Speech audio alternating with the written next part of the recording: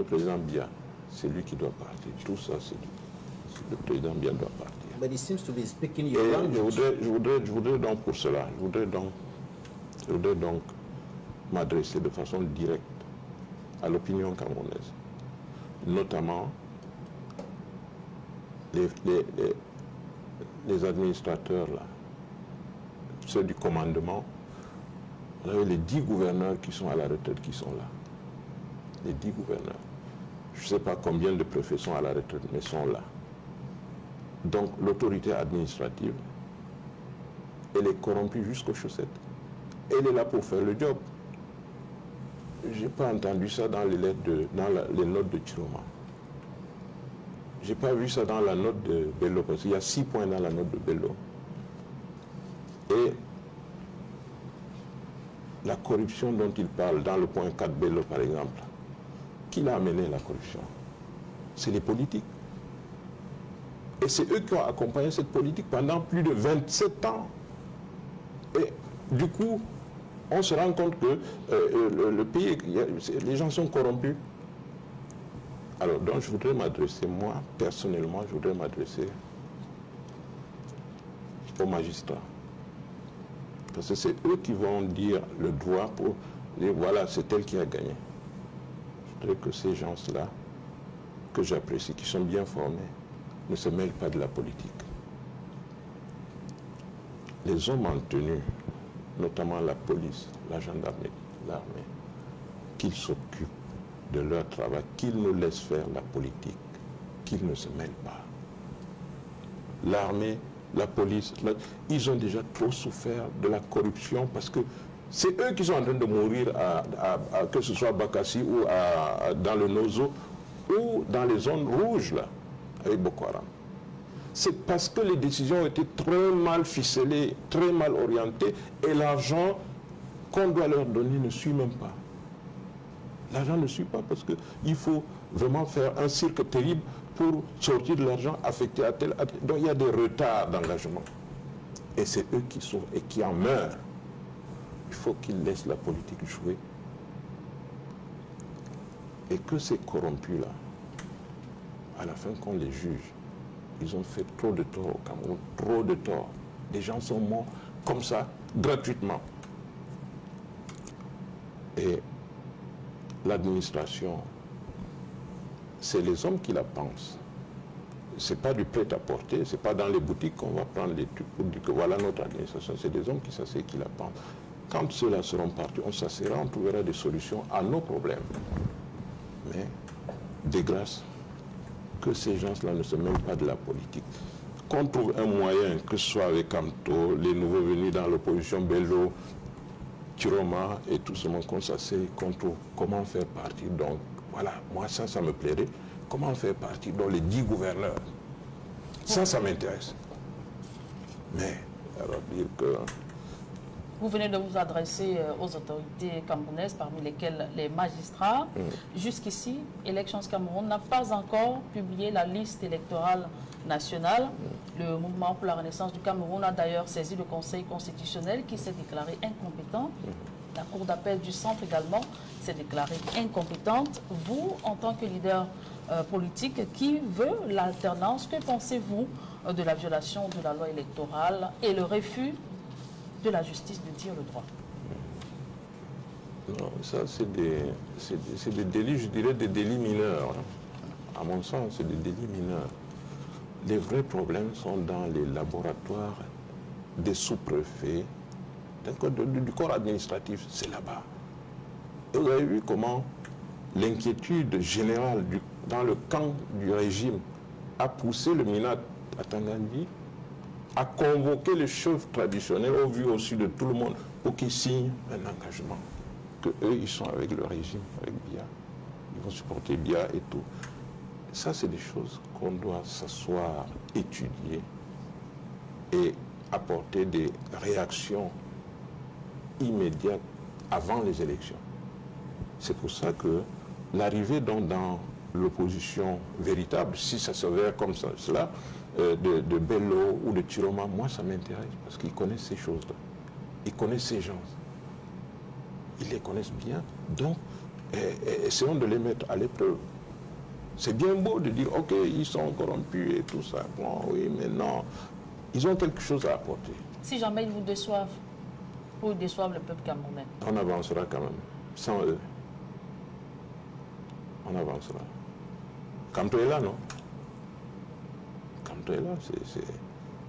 Et lui, on le sait, il a un camp, il a un camp. On va avancer avec Kamto. Donc, il y a toujours un plan B. De façon générale, vous voyez, nous avons intérêt à collaborer. Et c'est ce que le ministre Chiroma a dit dans sa note, que ce soit Bello, Chiroma, nous, qui étions donc depuis un certain temps dans l'opposition dure. Bon, alors si un commence à présenter des signes de faiblesse, on va quand même avancer, on ne va pas attendre. Parce que les délais sont là, c'est des délais institutionnels, on ne peut pas les contourner. Et puis le schéma, il va jusqu'à fin 2026. Donc la course qui va commencer là va s'arrêter seulement s'il n'y a pas incident majeur. Donc vraiment, je souhaite que les autorités, le corps en tenue, qui ne se mêlent pas de la politique. C'est mon vœu le plus... Et là, on va régler le compte au parti au pouvoir, sans problème. Alors, vous dites que vous semblez dire que ces deux leaders politiques, que ce soit le ministre Chiroma ou le ministre d'État Bello Bouba, semblent disqualifiés du fait qu'ils ont participé d'une façon ou d'une autre à ce système qui a échoué et dont eux-mêmes ils en présentent les conséquences. Mais est-ce que l'ancrage politique de ces deux leaders politiques, justement, ne peut pas être un atout qui peut être exploité par les forces du changement dans le cadre, justement, de ce changement qui est, ou bien de cette alternance qui est souhaitée. Il faut quand même rappeler que l'UNDP a des sièges à l'Assemblée nationale, 7, le FSNC, 3 sièges, l'UNDP a des sénateurs, l'UNDP a tout un conseil régional.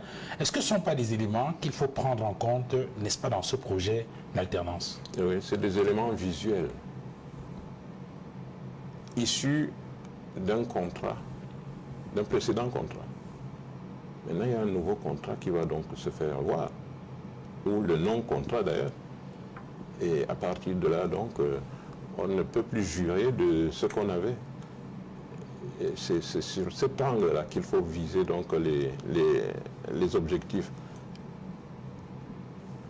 Ils ont profité de l'ombre du régime pendant longtemps, qui va leur être retirée. Et du coup, pour Chiroma, elle est déjà retirée. Cette ombre n'existe plus pour Chiroma. Donc, il est comme nous maintenant. Et est-ce que les quotas qu'ils avaient, parce que je sais qu'à Garoua, l'UNDP avait une réservation pour ce qui est de Madame, la femme du fils d'Aïyo. D'office, on savait qu'elle allait être, elle avait le choix. Soit, bon, elle dit, bon, maintenant, là, moi, je vais être député. Ah, ben, on lui donne. Et là, on dit, non, maintenant, je vais être maire. On lui donne. Donc, ça, c'était un quota. Et si Bello s'en va, je ne suis pas sûr que ce quota va lui être remis. Encore que l'opinion qui est là, qui juge leur mandat, qui pratiquement est nul. Parce que vous passez devant la maison même de cette femme-là, qui est députée depuis un siècle, et ben, vous sautez les trous. Député pendant je ne sais pas combien d'années, maire pendant je ne sais pas combien d'années. Donc l'opinion, le peuple, les gens regardent. Ils n'ont pas pu arranger, ne serait-ce que même les routes devant leur portail. Alors donc le bilan est très, très négatif. Rien que pour ça, la sanction peut tomber à tout moment sur chacun d'eux. Mais il y a toujours ce mais-là qui vient. C'est des gens qui ont quand même accumulé un certain nombre d'expériences qui peuvent servir. Bello, c'était quand même le Premier ministre, Bello, quand Mitterrand était venu à Garoua, je crois en 83, juin 83, il y a eu une tentative de coup. Il y a eu une tentative. Et Bello était Premier ministre. Il s'était dit que si le président Biya arrive à Garoua, qu'il n'en parte plus. Et ils ont exclu, nous on était à Garoua, mon père était là, c'était le gouverneur, et il s'était dit qu'au gouverneur on ne dit rien. Et quand Bello arrivait à Garoua, il dormait dans un boucarou dans notre clôture, comme on dit, le boucarou A. Et donc quand il arrive, on lui fait dire par, je crois, le colonel Ngoura, que voilà les consignes. Et lui de demander est-ce que Ousmane est au courant, donc mon père, est-ce que Ousmane est au courant? Il dit non, non, non, non, lui on ne le met pas dedans. Il dit ah, dans ce cas, je ne suis pas dedans. C'est comme ça qu'il sauve le président Biya. Parce que le président Biya venait donc pour cette rencontre avec Mitterrand et tout. Donc, il a joué des grands rôles. Aujourd'hui, si il peut se reposer tranquillement, non, on peut l'aider. Mais venir courir encore, je pense que ce n'est plus intéressant. What about the political strength of the two parties, the Cameroon National Salvation Front and the Union for Democracy and Progress, their political strength in their political base? Is that not an element that can be exploited? At least we saw some recent times that Issa Chiroma Bakari went to his political base. He was received by a crowd of militant supporters and sympathizers. So even though the performance that you're indicating seemed to be very poor on the ground, giving signals that his followership might have reduced, or the followership of the two of them might have dwindled significantly, but there's still a followership that can be exploited. Don't you think so? Bon, déjà, chacun est ce qu'il est. Hein. Bello est comme il est. C'est un monsieur assez taciturne. Il ne s'ouvre pas beaucoup. Chiroma est extraverti. Il discute avec n'importe qui. Et leur approche donc de la chose publique, ça se répercute donc sur leur approche de la chose publique. Mais je pense que eux-mêmes auraient intérêt à être plus soudés que ce qu'on voit là maintenant. Parce que Issa est parti en tête, il a déclaré sa candidature. Quelques jours après, l'autre vient dire que ça ne rassure pas l'opinion. Déjà. Et là maintenant, compte tenu donc des flagellations que j'ai évoquées en termes de participation au système, personne ne peut croire en eux dans ces conditions-là. Personne. Et en plus, il faut compter dans le cadre, n'est-ce pas, de compétition à la magistrature suprême. Il y a le côté première dame aussi qui joue. Est-ce qu'ils ont des dames qui rassemblent? Est-ce qu'ils ont des dames qui sont préparées pour pousser l'opinion vers leur mari? Est-ce que donc il y a ces problèmes-là qu'il faut revoir? Donc avant, n'est-ce pas, toute chose. Bon, pour le reste, vraiment, je ne me mêle pas de façon très rapprochée de leur politique, n'est-ce pas, de campagne, de propagande. Il vaut mieux les laisser donc déployer eux-mêmes leurs forces et faiblesses. Nous, on observe et on donne notre avis sur... Voilà. Alors, dans une sortie, je crois, en rapport avec les rencontres dont je parlais tout à l'heure, à Garoua, à Ngaoundéré, avec la plateforme que vous avez mise en place, à la suite des discussions que vous avez eues avec d'autres leaders, vous avez, dans les considérations indiquées, vu la vétusté du panel politique de l'opposition dans la région septentrionale du Cameroun. Et si je mets bout à bout les différents éléments avec ce que vous avez indiqué au départ de cette émission, dites-nous la vérité en face, Obaka Ousmane Mey. Est-ce qu'il y a un projet de retour du pouvoir dans le Nord, un projet qui serait porté par l'essentiel des élites, des dignitaires politiques de cette partie du pays? Alors, l'indication que vous avez donnée sur la vétusté, n'est-ce pas? Elle n'est pas feinte, vous la constaterez vous-même. Il y a une couche du personnel politique d'un certain âge qui est en train de disparaître. Amadou Ali est parti, Dakole est parti, Moustapha on ne le sent plus, parce qu'il est coincé au palais. Voilà, Bello est en train de montrer ses limites, parce que bon, aller à gauche, à droite, pour quelqu'un comme lui, c'est pas crédible. Voilà, Issa, donc il y a une nouvelle génération politique qu'il faut conforter. Il y a une nouvelle génération. Vous avez, souvent d'ailleurs sur votre plateau, le jeune Cissé Bamanga, voilà des jeunes du Nord qui veulent porter le projet.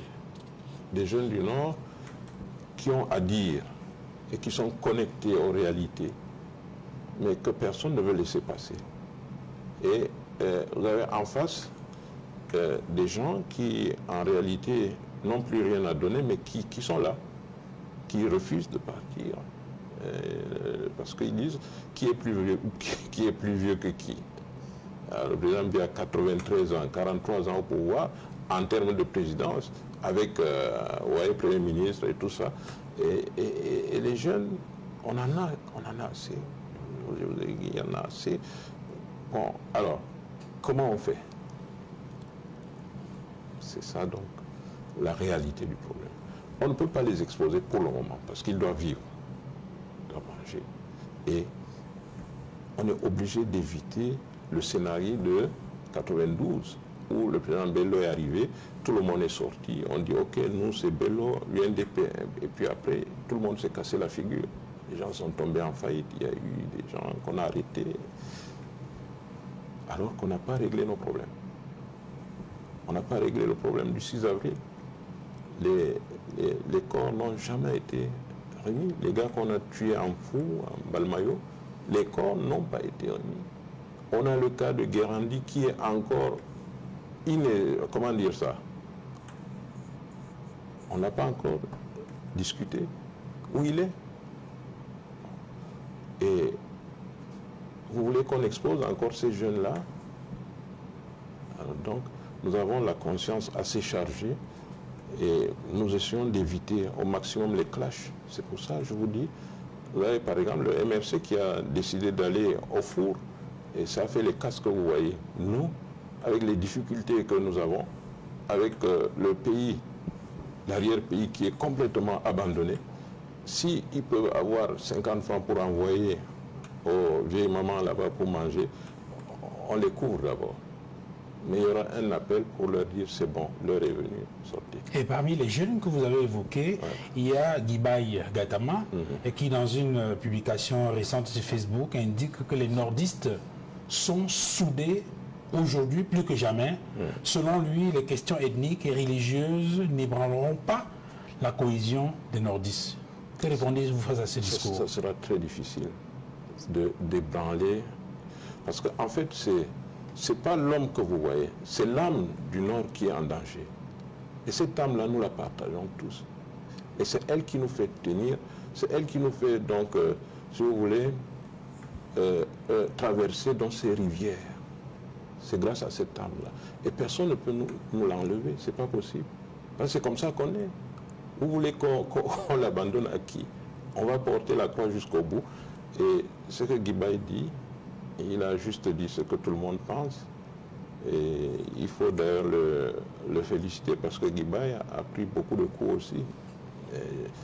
J'espère qu'on verra tous ensemble la fin de règne de Biya. Et donc c'est la conclusion, ou si vous voulez, la confirmation de ce que beaucoup considèrent comme cette prophétie qui aurait été faite par le ministre Amadou Ali dans les câbles de Wikileaks et qui indiquait clairement que le Nord va continuer de soutenir le président Biya, mais que tous ceux qui sont autour de lui, qui gravitent autour de lui, sachent que lorsqu'il ne sera plus là, le pouvoir devra retourner dans le Nord Cameroun. Le pouvoir doit, parce que on peut. Et là maintenant la volonté y est. je ne vois pas comment on ne peut pas le prendre. Qui peut nous prendre le pouvoir? Qui? Le Wikileaks d'Amadou Ali, c'était une prémonition pour lui, parce qu'il avait ses rancœurs, il avait des bagarres, n'est-ce pas, administratives dans le gouvernement, et il a vécu beaucoup de coups tordus, si vous voulez. J'en sais un peu, il a vécu beaucoup de coups tordus, mais il voulait se retirer. Il voulait se retirer, le président lui a dit non, tu m'accompagnes jusqu'au bout. Et dans sa rancœur, il a dû lâcher que bon, écoutez, ce monsieur, après lui c'est fini. Bon, c'est humain. Mais cette affaire, il faut plutôt voir le côté statistique. Ne voyez pas le basculement d'un homme. Voyez les statistiques. Est-ce que le Nord a assez de levier pour porter cet objectif-là à terme? Vous trouverez qu'on remplit toutes les cases. Toutes les cases sont cochées. C'est juste le message qui n'est pas sorti. Mais on coche toutes les cases. Sauf que on n'est pas seul à avoir, n'est-ce pas, cette intention. On n'est pas seul. Et je me suis fait révéler, cette confidence m'est arrivée à l'oreille il n'y a pas 72 heures, que Franck Biya n'abdique pas. Ils sont dans un complot souterrain. Et je sais qu'ils ont pris quand même beaucoup d'argent à un ministre, un ancien ministre. Ils ont pris beaucoup d'argent, qui a travaillé cet argent dans les 250 millions d'euros hors budget. On ne sait pas où cet argent-là est parti. What are the proof that you have about that allegation? C'est la victime qui m'a dit ça. Ce n'est pas suffisant pour faire ce type de J'ai vu le document. Et en parler en télévision. J'ai vu le document. J'ai vu le document. C'est un document que vous pouvez rendre public? J'ai vu le document. Je ne suis pas le propriétaire. Mais ça fait 163 milliards de francs CFA hors budget qui ont disparu dans la nature. Et parce que c'est une accusation quand même assez grave. Oui, mais le Premier ministre est au courant. Parce que la victime est allée voir le Premier ministre avec cette requête. 163 milliards hors budget qui ont disparu dans la nature. Peut-être qu'il faut dire au conditionnel. Qui ont disparu. Je mets quiconque à machin pour me contredire. Je ne cite pas le nom de la victime, mais je cite les montants. Je cite, n'est-ce pas, la démarche. C'est que le Premier ministre est au courant. C'est pour arriver à quelle conclusion? C'est pour arriver à la conclusion que cet argent a été planqué quelque part. For what purpose? Et ainsi. Dites-nous, puisque vous semblez en savoir davantage. Bon, je dis, à mon niveau, je dis que c'est très louche que 163 milliards disparaissent. C'est très louche. Et il y a des petits signes au niveau du palais qui montrent que le gars n'a pas lâché. Je m'arrête là pour le moment. Right, so seeing that power has to go back to the north, are you not limiting the possibility of that power actually going back to the north by putting this to the fore? Because even if there is a candidate from the north and the whole Grand North, there are 3 regions vote for that candidate, and the other 7 regions will not vote for the candidate. That could be a room for that power not to go back to the north. Because right now we are also talking about an issue of an Anglophone president. There are some who are saying that for the past close to 5 decades, we've had a president, we've had Francophone presidents. The first president, the second president, all Francophones. Now it's time for power to go to an Anglophone. There are also, you must have heard about that. And there are others who are now saying that, no, it is time for someone from the West to lead. Even though there are some fellows who have been saying that Ibamleke cannot lead, which really is unconstitutional and does not respect any norms of any society, but all these talks are coming in, and you are saying that power should go to the north. Non, arrêtez de rêver, c'est pas le Père Noël, les élections, c'est un rapport de force. Si le nord-ouest, le sud-ouest, si ils ont les leviers pour prendre, ils n'ont qu'à prendre, ils n'ont qu'à se battre pour prendre. Tout le monde doit se battre. Nous, on va se battre et on est convaincu qu'on va le prendre. Parce que du coup, comme vous l'avez dit, ça fait 3 régions. 3 régions, c'est pas rien. Et les plus peuplées, je dirais l'extrême nord. And even in those 3 regions, you still have people like Mamadou Mouta, who is the first vice president of the CRM. You have the SDF, which has its own officials on the ground. You have Cabral Libi, so it is not even certain that all of the people in those 3 regions would vote for necessarily for a candidate from the north. Nous avons déjà atteint un niveau de force coercitive légitime. Je peux dire que Cabral Libi ne bat pas campagne dans le nord, il ne va pas battre. But that would be a violation of his rights. Oui. And you're Comme vous voulez qu'on vous dise les choses. You're the president of an organization which talks about justice, Justice Plus, and you're saying that he has to violate the right of a political leader from pris un cas de figure. Things like that. Je dis, on a donc la force coercitive légitime déjà. Donc, je ne vais pas trop bavarder. Mais qu'est-ce qui vous donne la conviction qu'il pourrait avoir une synergie de forces des dignitaires ou des élites du septentrion pour permettre, par exemple, de réaliser ce projet? Pourtant, lorsqu'on regarde dans la trajectoire politique de ces leaders politiques qui sont en train de quitter la scène, vous avez dit, on a plutôt le sentiment que cela peut être complexe. Souvenez-vous, en 92, le pouvoir aurait pu basculer. Si certains de ces dignitaires s'étaient, pour la plupart, mis ensemble. Souvenez-vous des élections législatives de 1992. Je voudrais, permettez que j'embraye, excusez-moi. Oui. En 92, le pouvoir avait basculé. Mais il y a eu des corrections au niveau d'Anzé Tchungi. C'est lui qui a triché. Je me rappelle l'ancien gouverneur de Bolova, le monsieur de Guider, c'est lui qui était ici à Yaoundé, qui était au centre, enfin à Yaoundé, au centre, Omar Oukoué. Ça a donc fait objet de bisbille entre Omar Oukoué et Anzé Tchungi, je me rappelle. Oui, mais ce n'est pas Anzé Tchungi qui a donné les 6 sièges au Parlement pour permettre au RDPC d'avoir la majorité absolue. C'est justement lui. C'était Dakole Laïsala. Oui, je dis. Parlons comme des Camerounais. Ne faisons pas de... Parlons comme des Camerounais. C'est Anzé qui... Comment vous pouvez vous imaginer que les chiffres soient nets? 18, vous avez l'UPC 18, Dakole 6 et Bello 68, de manière à faire juste pour basculer les choses. C'est extraordinaire. Mais à la fin, quelqu'un, quelque part, chuchote toujours que bon, enfin, on a essayé de... C'est Anzé Tchungi qui arrange ça. Parce que Bello passé, de 68, en réalité, il était au-delà de 80. Alors, on a donc mis les ciseaux. C'est pour ça, ce monsieur, bon, il faut quand même le respecter malgré tout.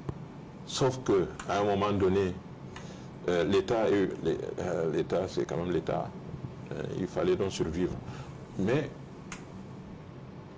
en 92, Bia était dehors. Mais ce qui s'est passé est arrivé. C'était pour aller dans votre sens. Mais en 1997, il y a un nouvel épisode. On se souvient du mémorandum du Grand Nord, porté par ces élites-là. Et quelques temps après, on sait ce qui s'est passé. Chacun a pris sa route. Et ce qui devait arriver est arrivé. Qu'est-ce qui vous donne le sentiment que demain, ce ne sera pas la même mécanique que le système ou le régime mettra en place pour diviser les fils du Nord, fragiliser cette synergie dont vous parlez, dans le sens justement d'empêcher que cela se réalise? C'est le bilan du régime. C'est le bilan. C'est le bilan qui nous soude. Parce que tout le monde se rend compte qu'ils ont pillé, ils ont volé. Vous voyez le cas Marafa par exemple. qui est embasté. Ça fait 13 ans qu'il est... Bon, si la justice a décidé ce verdict pour lui, il n'y a pas de problème. Mais il dit qu'il est malade et qu'il voudrait aller se soigner. Mais les gars refusent. Par contre, vous avez Yves, avec qui il est dans le dossier, qui, tranquille, hein, il est en Europe. Vous avez l'ancien Premier ministre Inoni, qui a obtenu, je ne sais pas par quel... Essimi Meigné, volatilisé. Mais lui, il veut se faire soigner les yeux. On refuse. Il y a ça. Il y a Vamolke. Qu'est-ce que Vamolke leur a fait? On ne sait pas. Mais on lui refuse tout, malgré les expertises des médecins et la communauté internationale qui dit ces gars n'ont rien fait. Mais on les embastille. Alors, il y a... Je ne voudrais pas faire du sectarisme, Madame Berthe, parce que je ne voudrais pas rabaisser le débat à ce niveau, mais c'est les faits que je cite. J'ai approché personnellement le dossier de IA. En interne à la CONAC, les gars m'ont dit c'est vide. Le dossier de IA est vide. On voulait le virer parce que quand même l'a fait qu'à faute. Alors tout ça, les gens, on en a marre, quoi. C'est tout. Et c'est malheureusement, c'est le Nord qui remet le pouvoir. C'est le Nord qui remet le pouvoir à Biya. Donc au Sud. Au Sud. Et le Sud n'a pas été, je peux dire, bon, quand je dis Sud, c'est pas les populations, non. La clique du Sud qui s'est accrochée au pouvoir n'a pas eu la conscience assez souple pour reconnaître quand même que le Nord existe. Ils n'ont pas ça. Et maintenant, on va leur montrer donc que c'est leur tour maintenant. Cette clique-là, je ne parle pas, ne confondons pas les choses.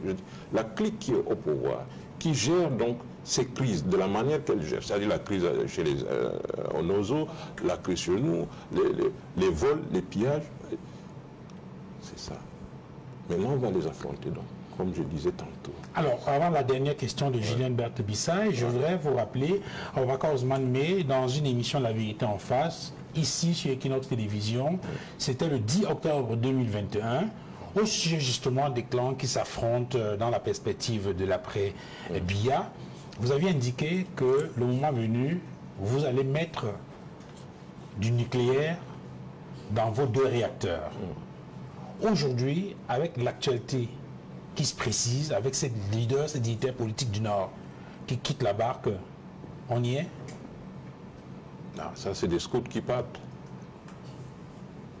C'est des ogives, c'est des scouts. Si ça se limite là, aux scouts, c'est bon. Mais si les gars résistent, on va aller jusqu'au bout. On va aller jusqu'au bout. On va effectivement armer les réacteurs. Ça va être tiré. Puisqu'on a déjà les codes.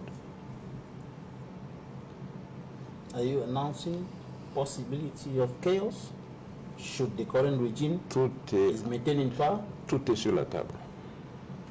Le Biya doit partir. Should we not be talking about a peaceful transition?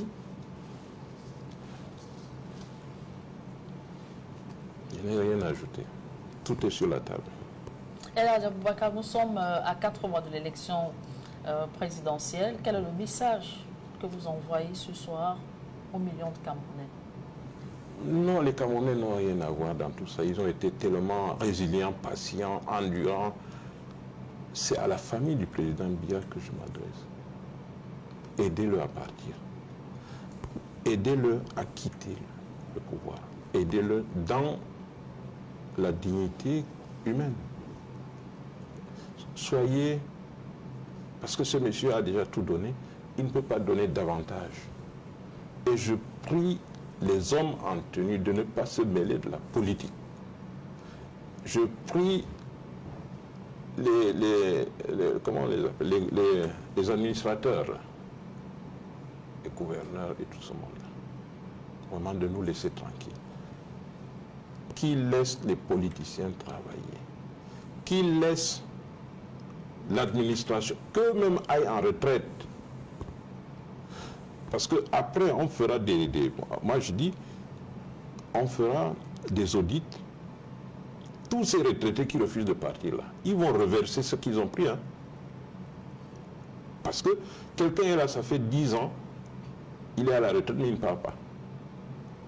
Il y aura des audits dans l'administration, on fera ça. Et ils vont rembourser. Donc mieux vaut partir le plus tôt possible pour eux. Alors le message, il est donc à la famille du président Biya. Madame, c'est à sa famille. Aidez-le à partir. Non. Alors, qu'est-ce qu'on peut dire là-dedans? Pas grand-chose.